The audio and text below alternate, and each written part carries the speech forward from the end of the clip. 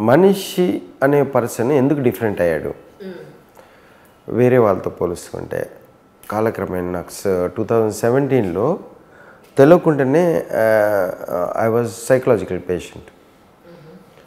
So అది ఎలా అవుతుంది, నేను చాలా స్ట్రాంగ్ పర్సన్ యాక్చువల్గా, మెంటలీ స్ట్రాంగ్, అన్నీ బ్యాలెన్స్ చేసుకునేవాడిని. ఎందుకని మీ జీవితంలో ఏం లోపం ఉందని మీరు మెంటల్ పేషెంట్ అవుతారు? నాకు ఒక క్వశ్చన్ చెప్పండి. మీకు అన్నీ ఉన్నాయి, ఏ పాయింట్లో అవ్వాలి మీరు అంటున్నా?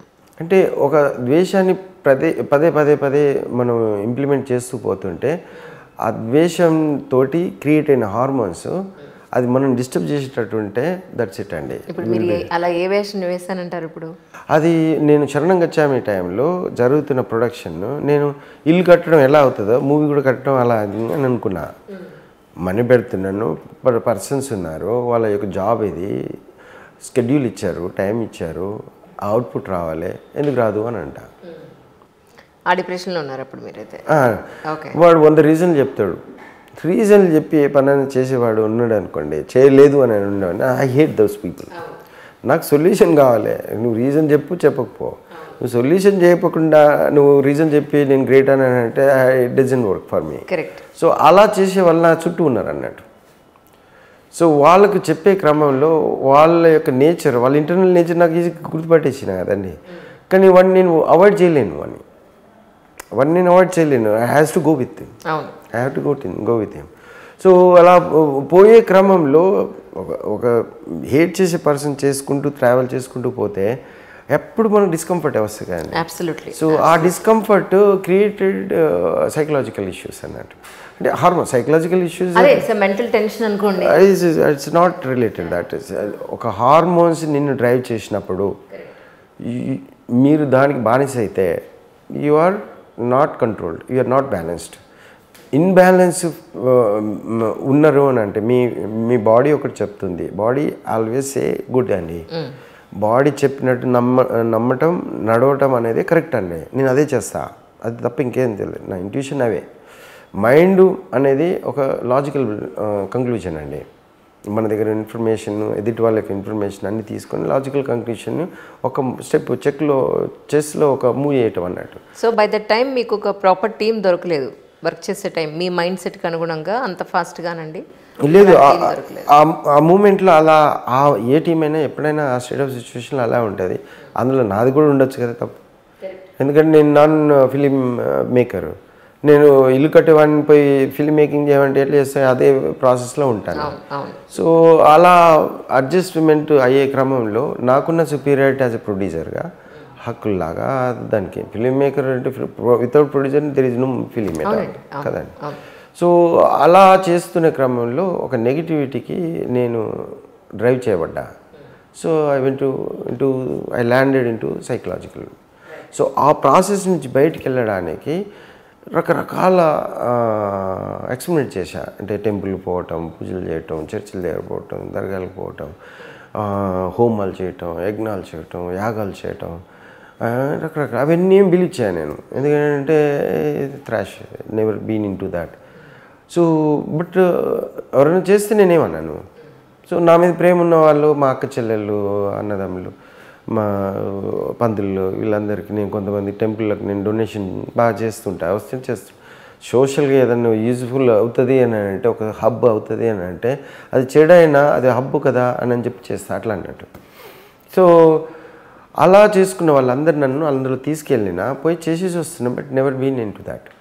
సో ఒక పాయింట్ ఆఫ్ టైంలో ఇది ఒక్కటి కొద్దిగా లెంతీగా ఉంటుంది. జపము అనే పాయింట్ని ఒక పర్సన్ నాకు చెప్పాడు అన్నట్టు, to do that thing. So దీనిలో ఏంటిది అని అంటే,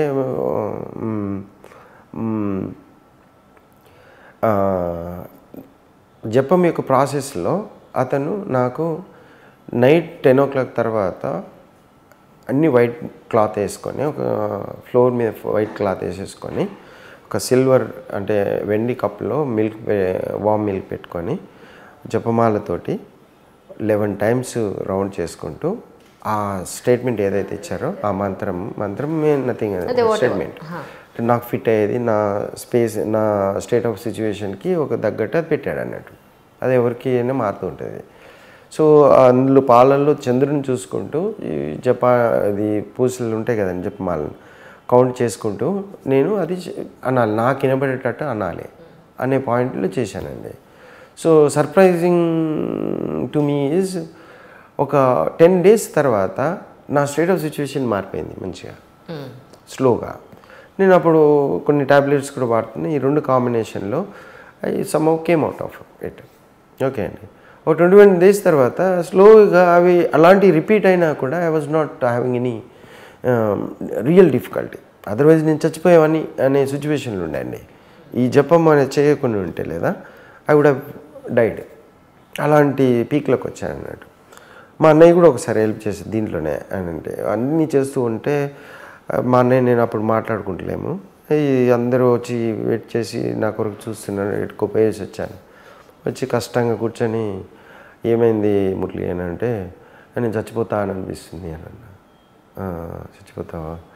ఓకే చచ్చిపోతావు కరెక్టే. అయితే ఏమైనా ఫిజికల్గా ఏమైనా ప్రాబ్లం ఉందని ప్రతి ఆర్గన్ నీ బ్రెయిన్లో ఏమైనా క్లాట్ ఉందా, ఇది హార్ట్ ఏమైనా ప్రాబ్లం ఉందా, లేకపోతే లివర్ ఏమైనా సురాసిస్ ఏమైనా ఉందా, ఇలాంటి ప్రతి ఆర్గన్ చెప్పుకుంటూ నన్ను తీసుకెళ్ళాడు అక్కడికి. సో ఏం లేవని అంటే ఏం లేకుండా ఎలా చచ్చిపోతావు? సో అదొక ట్రిగర్ దొరికే, అరే ఏదైనా ఫిజికల్ డ్యామేజ్ ఉంటే పీపుల్ కెన్ డై. సో అలాంటిది అనిపించింది. దెన్ సైకలాజికల్గా ఒక పర్సన్ ఒక మెడిసిన్ ఇస్తే అది పడుకోబెడుతుంది అన్నట్టు. సో అది కూల్ చేసేది అన్నట్టు. ఇది ఒక 21 days ఈ జపం ఈ 3 కాంబినేషన్లో వెళ్ళిపోయానండి. సో క్లీనప్ అయింది. నేను మర్చిపోయాను ఇక మంచిగా అయ్యాను కాబట్టి అని చెప్పి ఇక ఏదో ఒకటి అని చెప్పి. ఈ కోవిడ్ టైంలో లాట్ ఆఫ్ స్పేస్ ఉండే కదండి. సో ఏం చేయాలి అని చెప్పి మామూలుగా అవి ఇవి చూస్తూ ఉంటే ఆర్ఎన్ఏ కాన్సెప్ట్, డిఎన్ఏ కాన్సెప్ట్ ఇవన్నీ వస్తున్నాయి అన్నట్టు. అసలు మనిషి ఎందుకు బతకాలి అన్న పాయింట్ కడికించి వచ్చిందండి. ఓకే. అంటే దీని కొరకు మీరు నన్ను అడిగారు అనుకోండి, పైసలు కావాలి, మనీ కావాలి, అన్నం కావాలి, ఇల్లు కావాలి, అన్నీ వచ్చినాయి. మళ్ళీ ఇంకా ఏదో ఒకటి చేస్తూ ఉంటాడు అన్నీ ఇచ్చేసి. దాంతో ఇది అయిపోయింది ఊకోరు వాడు కదండి. సో ఏదో ఒకటి బాధపడుతూ ఉంటాడు, వాడికి ఏదో ఏడుస్తూ ఉంటాడు. నాకు అన్నీ ఉన్నాయి, నేను ఎందుకు బాధపడుతున్నాను? ఇప్పుడు నాదే కదండి, ఆల్ థింగ్స్ ఉన్నాయి నా దగ్గర. Name anything everything is there. Why I'm psychological patient. అసలు ఏం జరుగుతుంది? అసలు వీడే ఎందుకు ఉంటున్నాడు? కుక్కను చూసాడా? అది బ్యూటిఫుల్గా ఉంటుంది. అది పక్షులను చూస్తే అది చాలా బ్యూటిఫుల్గా ఉంటుంది. అది పోతే తింటుంది, మళ్ళీ వచ్చి పానుతుంది, వర్షం వస్తున్నా పడుతుంది, వాడికి దావత్ అయిందంటే గోడ దుంకుతుంది, కొట్టుతున్నా అని అది వచ్చి తినేసిపోతుంటుంది. ఓకే అండి, అంత బ్యూటిఫుల్గా ఉన్నది. వీడు ఎందుకు ఇట్లా ఉన్నాడు? So I went in to the details of it. So ఇదే క్రమంలో చరిత్ర అంతా చూసుకుంటూ వస్తుంటే ఇప్పుడు ఓట్లు వేస్తుంది మనమే, నాయకులు మనం గెలిపించుకోవాలి, వాడు బిర్యానీ లేకుండా ఓట్లు వేయట్లేదు అని బ్లేమ్ చేస్తున్నాం. వీడు అలా ఎందుకు చేస్తున్నాడు? శత్రువు వాడి మీద, వాడికి 1 generation మీద కాదు. వీడు అంత మ్యానిపులేట్ చేయగలుగుతాడా? వీనికి డబ్బులు ఇచ్చేసి ఇది చేస్తాడు? లేదు. బట్ వ్యవస్థ ఎందుకు ఉంది ఇట్లా? ఒక 15% వాళ్ళు ఆఫ్టర్ కాన్స్టిట్యూషన్ తర్వాత 85% వాళ్ళని ఎలా పాలించబడుతున్నారు? ఓట్లు వాళ్ళు వేసుకొని వాళ్ళే పాలించుకోవాలి కదా. 50% ఉమెన్ ఎందుకు రావట్లేదు బయటికి? సో ఇలాంటి క్వశ్చన్స్ అన్నీ రైజ్ అయిపోయాయి. సో ఏమై ఉండొచ్చు అని చూస్తే అప్పుడు నేను సివిల్స్ ప్రిపేర్ అయిన ఉంటాను 2004లో. అవునా? ఓకే. అటెంప్ట్ ఇచ్చాను.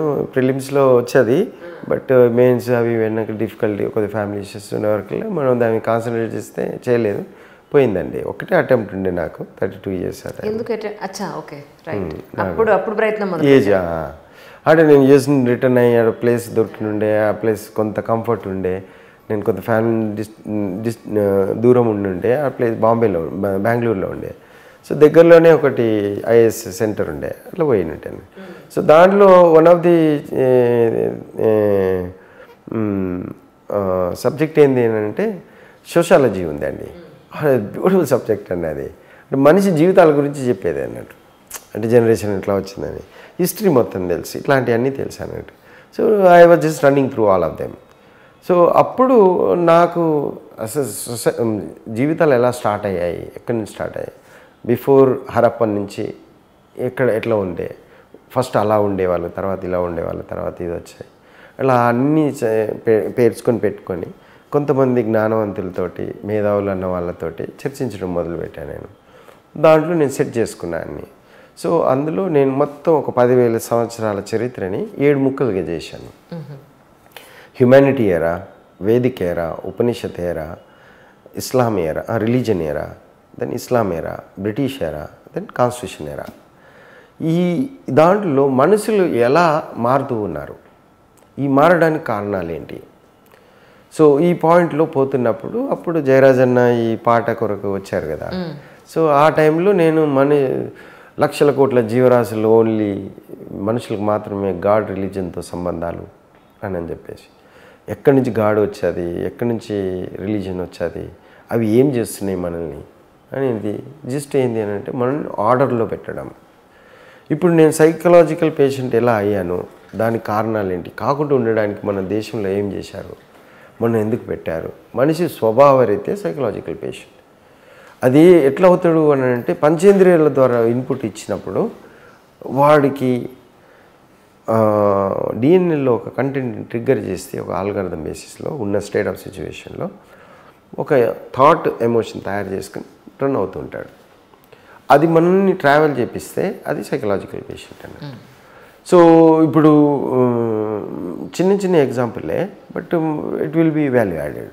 మీరు ఆల్ ఆఫ్ ఎ సడన్ పులిని చూశారనుకోండి, లైట్ స్పీడ్లో పారిపోతారు. నేనంతే, ఇక్కడ ఉన్న వాళ్ళందరూ అంతే, మోదీ అంతే, అంబానీ అంతే, ట్రంప్ కూడా అంతే. సో మీరు అడిగితే పులితో పరిచయం కానీ ఫైటింగ్ అయిందని అంటే ఏదో చేస్తాను, నేను కాదలేదు అన్నట్టు. మేబీ అయ్యిండొచ్చు కూడా మీకు, నాకైతే కాలేదు. సో అలా అలా అందరు చెప్తారు అన్నట్టు, వాళ్ళ రీజన్స్. బట్ ఒకటే యాక్షన్ ఉంటుంది, లైట్ స్పీడ్లో పోవటం.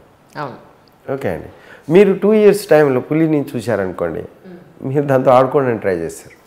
అవును కదండి. సో సపోజ్ వెంటిలేషన్లో ఉన్నారనుకోండి, పులిని చూశారనుకోండి, కూర్చొని పోవాలనిపిస్తే కానీ అలానే ఉంటాం మనం. ఓకే అండి. సో ఇన్ని డిఫరెంట్ యాక్షన్ ఒకటే ఇన్సిడెంట్ తోటి ఏం జరుగుతుంది, ఎట్లా జరుగుతుంది, వీటిని అబ్జర్వ్ చేయడం మొదలుపెట్టాను అన్నట్టు. సో ఇవన్నీ ఎక్కడి నుంచి వచ్చాయి అని అంటే హ్యుమానిటీ ఏరాలో మనుషులు జంతువులు గుంపులుగా బతుకుతున్న రోజులలో మనిషికున్న స్వభావం ఆ మూడుతో పాటు బాగా తినడం, పడుకోవడం, సెక్స్ చేయడం, దీంతోపాటు ఆధిపత్య ధోరణి ఎక్కువ ఉండటం వల్ల ప్రతి ఉన్న స్పేస్ని కండిషన్లో కంట్రోల్లో పెట్టుకుంటాడు అన్నట్టు. బేర్ హ్యాండ్స్ తోటి పులులతోటి ఫైటింగ్ చేసిన రోజులు ఉన్నాయి అన్నట్టు. పులులు, డైనోసర్లు, ఏనుగులు, పందులు, కుక్కలు, ఎలుకలు, పాములు, ఇవన్నీ ఇప్పుడు ఒక రౌండ్ గీసి అందులో ఉంచుతాడండి, బయటకు వస్తే చంపేస్తామన్నాడు.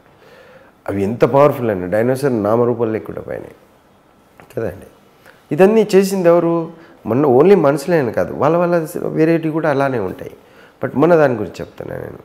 సో వీడికి అప్పుడు వచ్చిన ఇన్ఫర్మేషన్ ఇప్పుడు ఈ పంచేంద్రియాల ద్వారా పులిని చూసినప్పుడు ఐతో కానీ సౌండ్తో కానీ మన వెనుకలు ఉన్న స్పర్శతో కానీ ఈ 3 ఇన్పుట్స్ అది పులి అని తెలియగానే లైట్ స్పీడ్లో పారిపోతాం, లేకపోతే ఫైట్ చేస్తాం. అది ఏమన్నా ఫైటింగ్ స్టార్ట్ అవుతుంది. So this is the action, it is taken from there. అంటే ఆ యొక్క కల్చరల్ ఇన్ఫర్మేషను, ఆ ఒక యాక్షను, ఈ ఇన్పుట్ ఈరోజు కూడా అది పనిచేస్తుంది. అంటే we are honing all the information in our DNA అని కంక్లూజన్ వచ్చిందండి. దాంట్లో డిఎన్ఏ బేస్డ్ ఒకటి ఉంటుంది కదండి, మన ఆర్ఎన్ఏ త్రూగా పెట్టేసేసి కోవిడ్ ఇన్ఫెక్ట్ అయినప్పుడు అది మల్టిపుల్ అవుతుంది, అది ఇన్ఫెక్ట్ అవుతుంది. సో ఈ చైనింగ్ సిస్టమ్ అప్పుడు చదువుతున్న టైంలో అన్నట్టు.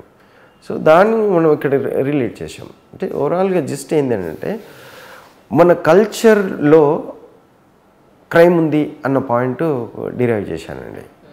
ఒక స్పష్టతతోటి ఎగ్జిక్యూట్ చేసిన ఒక నియమాల వ్యవస్థ అనండి. మానవ మనుగడను నడిపించాలండి, ఆర్డర్లో పెట్టాలి. ఆర్డర్లో ఎందుకు పెట్టాలంటే ఇట్ సైకలాజికల్ పేషెంట్. సో వాడిని ఆర్డర్లో పెట్టడానికి ఏమి అని అంటే వాడు ఎప్పటికప్పుడు బ్యాలెన్స్గా, పీస్ఫుల్గా వాడిని హార్మోనల్ హ్యాపీ చేసుకుంటూ మైండ్ పీస్ పెట్టుకుంటూ టిల్ ఎండ్ వరకు వాడు అలా జీవించడానికి పెట్టే ఒక క్రమాలండి. అది వేదాలు ఉండే, ఫస్ట్ ఉపనిషత్తులు ఉండే, తర్వాత కొన్నిసార్లు ఇతిహాసాలు పురాణాలతోటి రిఫరెన్స్ ఇచ్చేసేసి బ్యాలెన్స్ చేశారన్నట్టు. ఇప్పుడు కాన్స్టిట్యూషన్ ఈ super set of all this అన్నట్టు. మళ్ళీ వెనుక పోయి నేర్చుకునే అవసరం లేదు. ఇప్పుడు అప్గ్రేడెడ్ టెక్నాలజీలో మనం సెల్ ఫోన్ ఆండ్రాయిడ్ ఫోన్ వాడతాం. మీకు ల్యాండ్లైన్ ఇచ్చారనుకోండి, ఎందుకు వాడతామండి కదా. ఇట్లా అప్గ్రేడ్ అవుతున్నప్పుడు అప్గ్రేడెడ్ థింగ్స్ ఇక అవసరం. అవన్నీ అండర్గ్రౌండ్లో అవన్నీ ఉంటాయి ఆ ఫార్మాట్స్. దాని మీద కోటింగ్ ఇస్తారు అంతే. మనం మొత్తం నేర్చుకునే అవసరం లేదు కదండి.